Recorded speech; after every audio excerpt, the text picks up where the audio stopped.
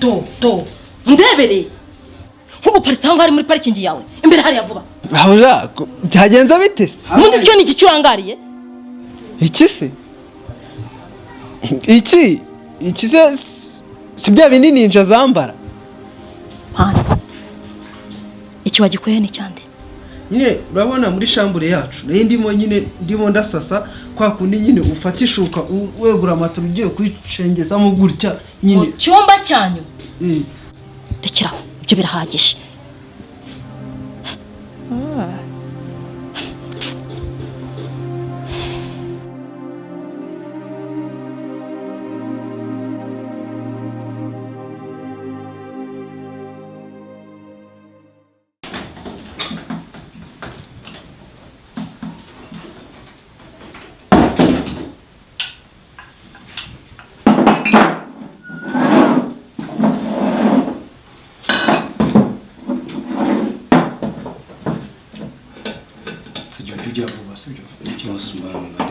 amasaha ageze wabyutse ryari koko ese umuhungu wawe Rwema akaba yantereranye njye kubikora njyenyine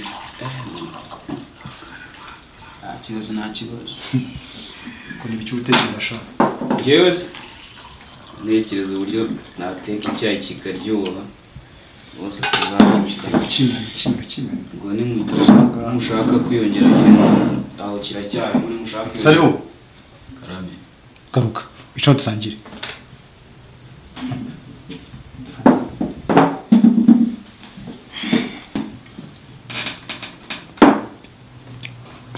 Muryoge bana nakoze papa ahubwo papa icyo nshaka kubaza aho mbaza mwana we inzu turimo ni yande mwana we aha ni wanjye kandi nayo ni wawe ese inzu wayikuyeho yose ingana gutya rwe iyi nzu ureba hari n'ibindi nzagutambagizamo ukamenya byinshi sinzi yonyine mfite nko kubimbajije rero aho nayikuye sinakurangije inkuru nkuko nakubwiye ko nakuye mu mashyamba n'abari abazungu bagiye gucukura amabuye muri ya shyamba gusa nabo ntabwo bamenye ko bangiriye neza rwe nagiye mu modoka abatwaragamo aho bacukuye ariko nabo ntabwo babimenye ko nagiyemo nuko nk'umuntu rero ugiye gutangira ubuzima mpereye kuri zero nanga kuvayo amara amasa mfata zahabu ndazihungana rwe ibi byose ureba niho byakomotse ahubwo se boss wajya kuroba andi mafi menshi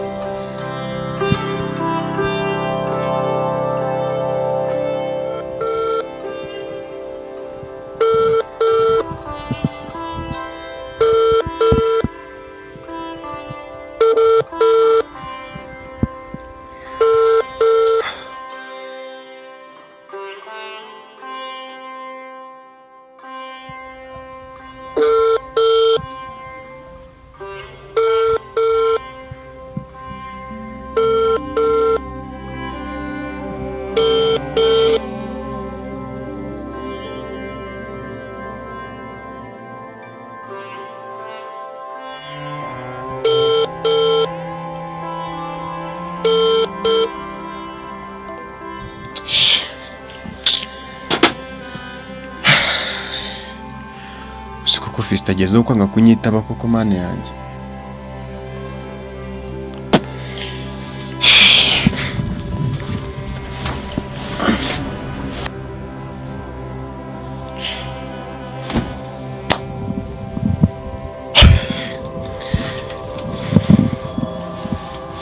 Jesus Christ nukuri ko Imana imfashe nukuri amask bitagize amaboko ya Boise cyangwa mama we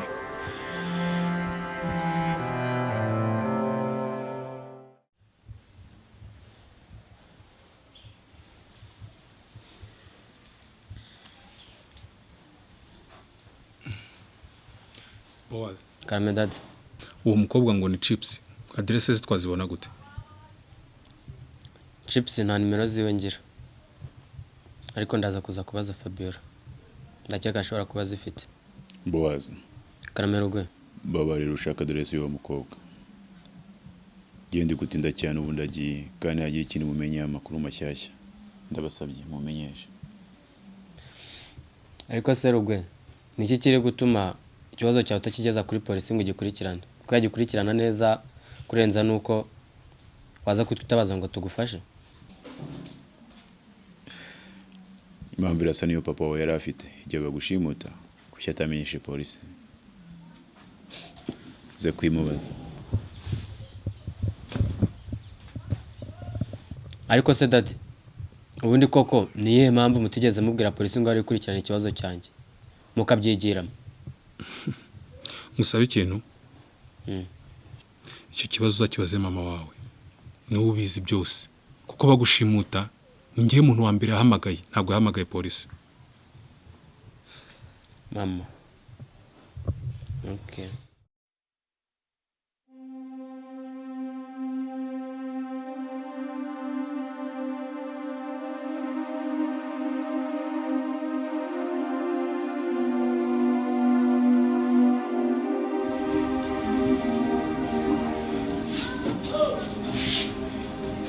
Fabio bite? Byiza. Meze neza. Meze neza nta kibazo. Ayo meze neza.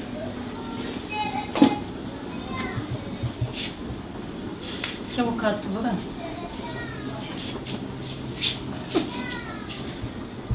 Afite amakuru nguri mu rukundo na Boaz. Yego. Hega. Ariko uranikiriza nta nisoni ufite. Umva nkubwira wa mukobwa we. Gendera ku mwana wanjye. Tega amatwi wumve, tega n'umutima wawe byose wumve. Ukuri guture nkubwire. Dekana n'umwana wanjye. Ikindi kandi Rwema yarapfuye. Se watinyaga? Subira aho wavuye. Subirayo? Mama wambabariye kuko nandi mfite wo kujya. Ariko ubukobwa bwose inzererezi zose zigenda karara mfite ho kujya. Aho mwibeshye ko ari mu kigo cy'inzererezi. Ni mu kigo cy'inzererezi ra? Mba mubwira. Ibyo byibagirwe ugomba kugenda ukava hanga. Urabizi nta kindi mfa nawe. Uretse Boaz. Ntubizi? Ariko mama sinzi impamvu nuko utarabona ko nge na Boaz dukundana by'ukuri. Kwizina ry'Imana. Unatinyuka ukambwira ibyo bintu nasone ufite. Uratinyuka wowe. Hakandana na Boaz by'ukuri. Mba nkubwire niba ushaka kuguma muri uru rugo. Rekana na Boaz. Uretse ko nta n'impamvu zatuma uguma hanga.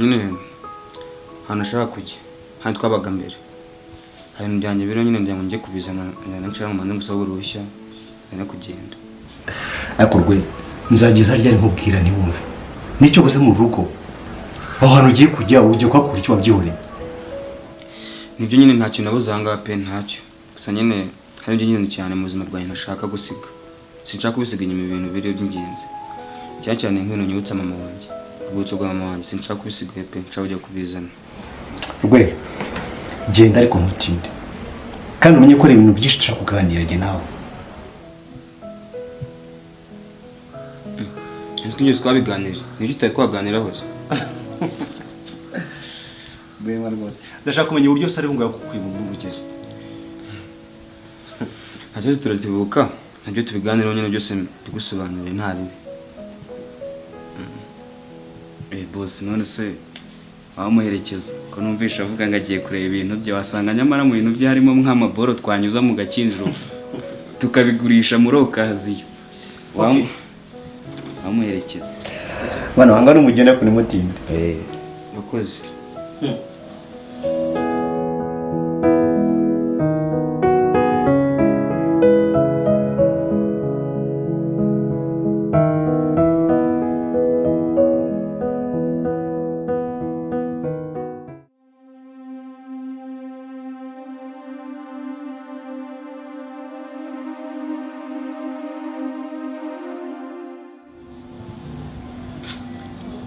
sheri uri gute? sheri ntabwo ari neza. Harabura iki se ko mbona wigunze utameze neza? Ikigaragara ni uko ngiye kukubura, kuko mama yamaze gufata umwanzuro ko ngomba kuva hano. Sheri nibyo ngibyo byaguhangayikishije? Ibyo ntabwo bikwiye kuguhangayikisha. Ese kuba mama byakubwira ngo uve ahangaha yabakubwiye ngo uve mu mutima wanjye? No sheri, ikindi kandi ntabwo ndi umwana muto yakuburyo mama yambuza gusohoka cyangwa se kujya aho nshaka hose. Aho wajya hose nahagusanga tugamisa tugakundana. Sheri nuko numvaga nashaka kujya kure yawe. Sheri humura ndaza kuza gutuma mama ariko ukaguma ahangaha, sibyo? Sheri biragoye pe, gusa ndimo ndibaza ahantu ngiye kwerekeza, kuko ndumva ntifuza kuba nasubira kwa Chips. Sheri humura, mama araza kubyemera guma ahangaha tugumane, sibyo? Katubihanga amazi.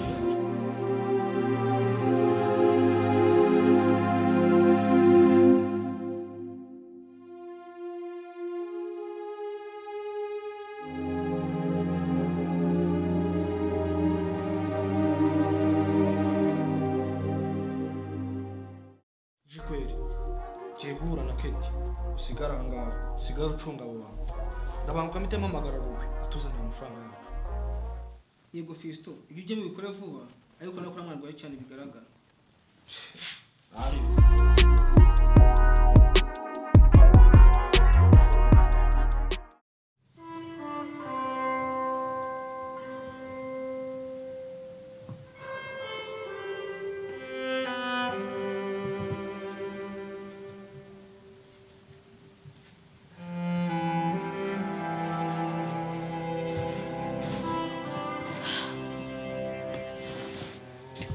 Boa. Umwanya tuganire. Ura mukobwa ndashaka ko avana gataha. Umukobwa? Fabiola. Agusura umukobwa gutwaye iki? Nimba ashaka kwibera ahangaha wamuritse. Hari ubwo aribyo byinshi se? Njye simushaka. Dore ibijya gushya birashyuha. Ibya Debora bijya gutangira. Nuko byatangiye. Uriya mukobwa rose mushaka. Ntagende. Nukuri ko sinyituranye yanyu maze kuyibona. Umukobwa tugiriye neza, aturokoreye umwana, aramuzanya mugejeje hano mu rugo. Twebwe byari byaratunaniye. None inyituranye no guhita umubwira ngo hambira twawugende. Umwanzuro nawufasha aragenda. Umwanzuro wafashe? Yego. Ufata umwanzuro nkande ahangaha we muri rugo. Sobanura ufata umwanzuro nkande. Kagira inkuru. Ngomba gufata umwanzuro kuko urugo ningira ubamo kenshi. Urubayemo kenshi se ibyo bivuze iki? Urubayemo kenshi se wazanye iki ahangaha wowe? Ngira ikintu wowe wazanye ahangaha wowe wavuga ngo wazanye ibintu byinshi cyane. Arewe. Usibye igikapu cyawe n'akandi gakapu gato cyane katajyamo n'isujipe yawe. Ni iki kindi wazanye ahangaha? Ni iki se? Wereka kunyorera utyo. Fata imyanzuro nkande wowe. Umenye ko dufite kangahe kuri kangahe mu byo twasezeranye. Arewe. Umenye byo kuvuga ngo naje yuzuye. Iyo mbwira nkaza tugafatanya kuyuzuza bakasebye byari binaniye. Reka nseke. Wowe se wari ufite iki wowe? Ntibuke inzu nakuvanyemo yari imeze nka kajugujugu ugiye kugura. Kabanyamagambo. Abaturage bose ntibavugije induru banshimira bati nyabuneka umudukuriye ahangaha wenda n'ubudehe ntibwari kuzirikira ikintu mu marira. Ko wari ufite ikintu cy'igikisi. None nane kubwira kuri ntabwo ava hano. Ariko noneho ndumiwe. Ese ubundi kuki udashaka ko ataha? Kuki utsimbarara kuri Fabiola? Nicyo kinyi wakagombye kwibaza. Kwa mugani yakoze n'umurimo. Ubundi yakoze cyari cyananiye umugabo. Umugabo ungana nawe ureshya nawe wamasangana nawe w'imyaka nk'iyawe. Ongeraho n'ibindi. Niyo mpamvu ngomba kumuhemba kuguma ahangaha. Ndavuze ngo aragenda. Umwanzuro nakubwiye ngo nawe ufashe sinsubira inyuma aragenda. Ibyo kandi ndabikubwiye. Umwanzuro nawe ufashe. Reka ngubwire mabo wa. Niyo wakwisiga vidanje ukisiga glycerine ukisiga ibiki ukitera ukidunda ukitiginyura ntabwo ari buhave. Ariko none wakiziritse. Wafata umwanzuro utawufata ibyo nakazi kawe. Araguma ahangaha. Nukuvuze? Nuko nguko mvuze. Reka nkubwire n'ikindi. Ntuvuze ngo wafashe umwanzuro. Nawufashe. Wawufashe. Nawufashe. Kandi urabibona icyo ndi bukore. Ubaza abakora mu garage. Ubaza abafite amamodoka niyo yaba 10 cyangwa 5. Ntabwo kurara mu garage biguhindura imodoka wa mugore we. Ngo? Kurara mu garage biguhindura imodoka. Ni Kinyarwanda ari kuvuga. Ushatse kuvuga iki? Genda ubibaze Google. Ngo kurara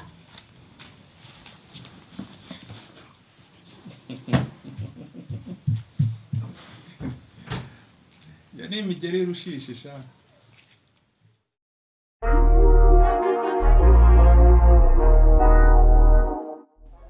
Ye muko fata umwana wawe mugende kwa muganga.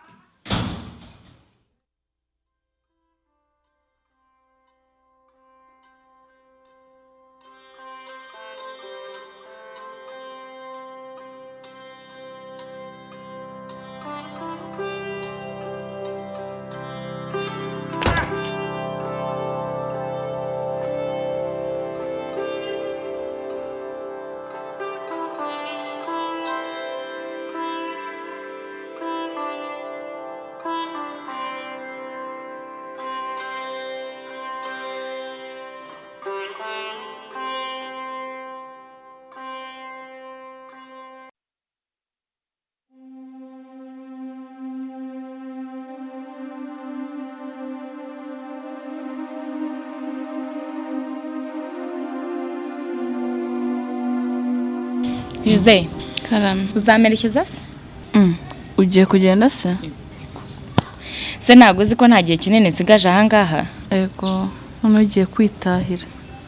Yego sha, nahise ko mama Boazi adashaka kumbona ahangaha. Mwana we, tambwira ko ushaka kuzagenda nkasigarana irungu, ukazajyana na Patrick nako Kanyesuku. Oya, ntabwo mpamya yuko we azagenda kuko hano ni iwabo. Hano ni iwabo? Gute se kandi barambwiye ngo nawe abahangaha nk'umucumbitsi? Ega wowe uri mu mandazi nta makuru ufite. Nayamenya gute se kandi utayamaye? Harya Jose, ukunda Kanyesuku? Nako banabuze n'izina mwita kuko afite ibizina byinshi cyane yiyizi. Sha ndamukunda nukuri. Okay. Jose, ninjya kugenda uzanshake. Mubwira amabanga menshi cyane utaruzi kuri Kanyesuku. Kuko nago nshobora kubikubwira mu gihe nyiri hano sinamumenera ibanga. Sibyo? Ndabitegereje uzabimbwire, rego ubitsa amabanga menshi. Uzanshake gusa.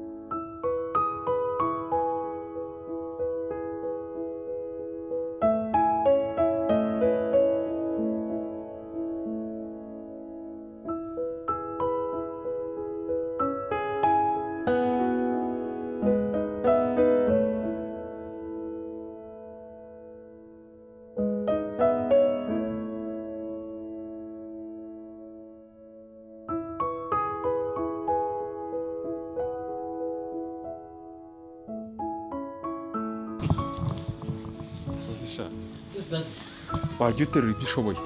Dadi nturakunda iki kintu we kingana? Ese wazambwiye nkawukoreshereza igihwanye n'ibiro byawe. Se we ntubibona ariko ndi kuganguza. Urumva umeze neza? Cyameze neza dadi, urabona se ndi mu gasiporo, ntari ikibazo na kimwe mfite se. None se uriya mukobwa Fabien umuzi bingana iki? Dadi ntabwo Fabien uramuzi bigiye kure, ariko icyo nzi cyo ni kimwe, ni umwana mwiza, agira umutima mwiza, mbona nta kibazo cye na kimwe ngewe. Kuba afite umutima mwiza byo no kuba ari umwana mwiza bigaragarira buri wese. Ariko se ko icyatumaga adataha cyarangiye kuki adataha? Ako dadi, hari ikintu kimwe kijya kintungura kikarambabaza. Ntabwo muzi yuko Fabien ari we nkesha ubuzima bwanjye.